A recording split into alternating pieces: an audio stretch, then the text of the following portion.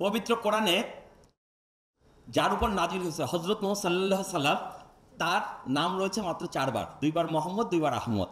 আর সেই পবিত্র কোরআনে আরেক নবী, আগের আমলের নবী মুসা নবীর নাম আছে 36 বার। কেন? কারণ কেউ যদি কোরআনটা বাংলায় অর্থ বুঝে পড়েন তাহলে দেখবেন কোরআনের মধ্যে মুসা নবীর আমলের অনেক ঘটনা উল্লেখ করা আছে। কেন?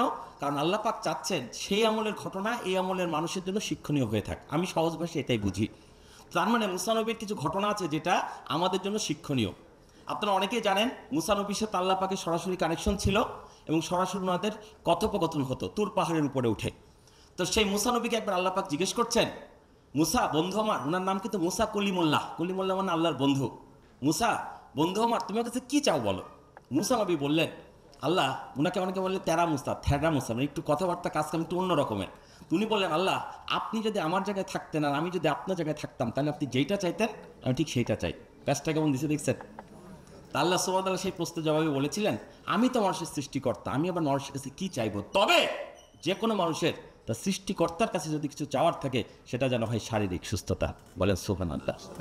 আপনি কত বাড়ির মালিক, গাড়ির মালিক, টাকার মালিক, ক্ষমতার মালিক, কিচ্ছু যায় আসে না যদি আপনার শরীরখানা সুস্থ না থাকে। একের পাশে শূন্য বসালে কত হয়? 10, 10-এর পাশে শূন্য বসালে 100, 100 পাশে শূন্য বসালে 1000, 10,000, এভাবে যত শূন্য বসাবেন মান তত বাড়বে।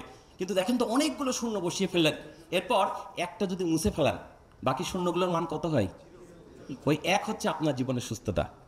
আপনি জীবনে কত ডিগ্রি অর্জন করেছেন, কত টাকার মালিক হচ্ছেন, কত বাড়ির মালিক হচ্ছেন, কত গাড়ির মালিক হচ্ছেন, কত কিছু করেছেন, সবগুলো আপনার জীবনে অর্জন। শূন্য শূন্য শূন্য শূন্য শূন্য, যে যত কিছু করেছে জীবনে সব তার শূন্য। কিন্তু এক হচ্ছে তার সুস্থতা। সুস্থ না থাকলে আপনি কোনো অবস্থাতে টিকে থাকতে পারবেন না। সবার আগে সুস্থতা। অথচ আমরা সুস্থ থাকবো বলতে, সুস্থতা আল্লাহর সবচেয়ে বড় নিয়ামত, কিন্তু আমরা ততক্ষণ পর্যন্ত সুস্থতার গুরুত্ব উপলব্ধি করি না যতক্ষণ পর্যন্ত আমরা নিজেরা অসুস্থ না হই। তাহলে এই মানব দেহটা তো একটা জীবন্ত মেশিন, রানিং মেশিন।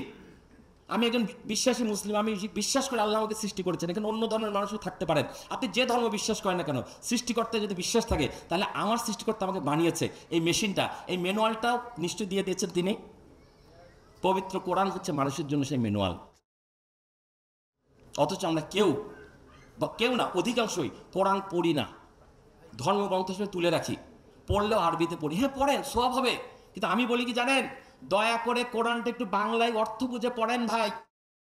কারণ আপনি যদি ম্যানুয়াল না পড়ে অপারেট করার চেষ্টা করলে যেমন আপনার গাড়ি নষ্ট হয়ে যাবে, আপনার ফ্রিজ নষ্ট হয়ে যাবে, আপনার মোবাইল নষ্ট হয়ে যাবে, ঠিক তেমনি ম্যানুয়াল না বুঝে দেহটাকে চালানোর চেষ্টা করলে দেহটা নষ্ট হয়ে যাবে।